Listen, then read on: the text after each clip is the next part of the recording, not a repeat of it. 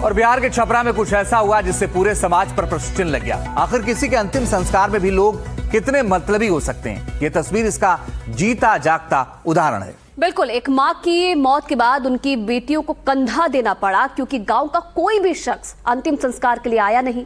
जब किसी ने मदद नहीं की तो फिर दोनों बेटियों ने सिर्फ बेटी होने का फर्ज निभाया, बल्कि समाज को आईना भी दिखा दिया।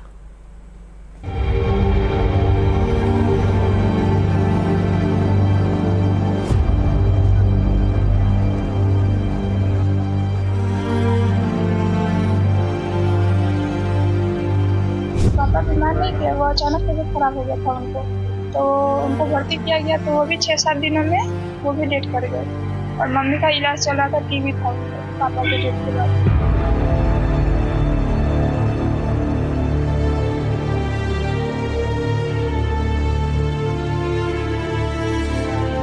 हम लोग का खाना था कि घर वाले साथ में तो हम लोग परेशान थे।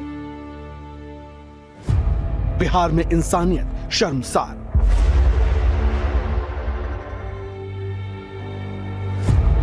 मां की मौत पर गांव ने मुंह मोड़ा।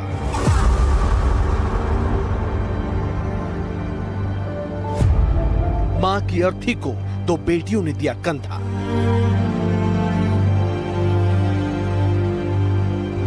दिल दहला देने वाली इस तस्वीर ने समाज की संवेदनहीनता को उजागर कर दिया है। एक मां की मौत के बाद पूरे गांव ने मानो मुंह ही फेर लिया। परिवार के सामने सबसे बड़ा सवाल ये खड़ा हुआ कि अर्थी को कंधा कौन देगा और मुखाग्नि कौन देगा। जब कोई आगे नहीं आया तो अंत में दोनों बेटियों ने ही मां को पूरे गांव के सामने कंधा दिया और उनका अंतिम संस्कार किया।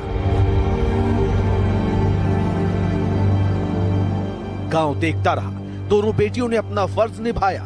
परिवार में कोई बेटा नहीं था, सिर्फ 2 बेटियां थी जो शादी के बाद अपने अपने ससुराल में रहती थी। मां की मौत की खबर मिलते ही दोनों बेटियां गांव पहुंची और अंतिम संस्कार की जिम्मेदारी अपने ऊपर लेने का फैसला किया। मेरी मम्मी का तबीयत खराब था, उनको ले गया। छोटी वाली बहन फोन की मेरे को, मैं बाहर थी, कि तबीयत खराब है, आप जल्दी आ जाइए। फिर पटना भर्ती किया गया उनको। पटना भर्ती थी, हम आए 2-3 तीसरे दिन वो डेट कर गई। उसके बाद से घर पे लेकर आए हम लोग। घर पे कोई नहीं था और बाहर भी गए तो कोई मदद के लिए नहीं आया, इसीलिए हम लोगों ने कंधा दिया। बबीता देवी की मौत के बाद न तो कोई रिश्तेदार पहुंचा और न ही गांव वालों ने अंतिम संस्कार में सहयोग किया। शव को श्मशान घाट तक ले जाने के लिए भी कोई कंधा देने को तैयार नहीं हुआ। समाज में प्रचलित परंपराओं के बावजूद जहां मुखाग्नि मुख्य रूप से पुत्रों द्वारा दी जाती है, यहाँ कोई पुरुष सदस्य नहीं होने के कारण पूरी जिम्मेदारी 2 बेटियों पर आ गई। दोनों बहनों ने हिम्मत जुटाकर मां की अर्थी उठाई और श्मशान तक पहुंचाई। एक बेटी ने कहा, ये कोई समाज सुधार का कदम नहीं था, ये हमारी मजबूरी थी। मां ने हमें पाला, हमें बड़ा किया, तो आखिर जिम्मेदारी भी हमारी ही थी। और ये रील्स बनाने वाली कोई बात नहीं है। ये रील्स बनाने के लिए हम लोग करेंगे, फैंस फ्रेंड्स के लिए करेंगे, ऐसी कोई बात नहीं है। हम फैलाई जा रही है, क्या करेंगे? क्या कोई गरीबी की कोई बात है क्या? मतलब गांव वाले लोग आप लोगों का साथ क्यों नहीं दिए? क्या अब ये तो गांव वाले ही बताएंगे कि क्यों साथ नहीं दिए। हम नहीं बता सकते कि आप क्यों नहीं आए, ये तो हम नहीं बता पाएंगे कि गांव वाले क्यों नहीं आए।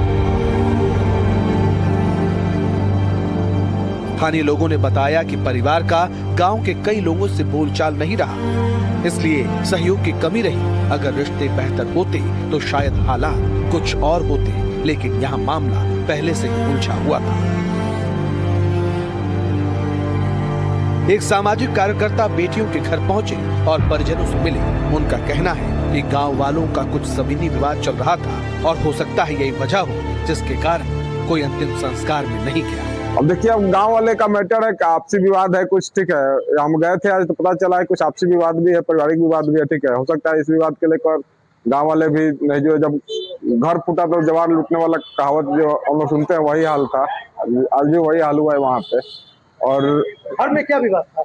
कुछ घरेलू डिस्प्यूट है, पट्टीदारी का, अपना घरेलू जमीन उनका, घर का। लोगों ने बताया कि हम लोग घर पे नहीं थे, तो ऐसा तो भी नहीं हो सकता है कि पूरा गाँव ही एक समय पे पूरा गांव ही खाली ना हो, ठीक है। खेती बाड़ी है, नौकरी है, रोजगार है, लेकिन किसी के दुख में सब मिल जरूर होना चाहिए, ठीक है। अगर उससे कुछ मतभेद है आपका, ठीक है, तो मतभेद का जब आदमी का देहांत हो जाता है तो हम लोग के यहाँ कहावत है कि जो मर जाता है उसकी सारी गलतियों को माफ कर दिया जाता है, ठीक है, और उसका सहायता की जाता है, तन मन धन से किया जाता है, ठीक है। बोलचाल नहीं है, लेकिन किसी के सुख में नहीं जाते, लेकिन दुख में जरूर जाना चाहिए।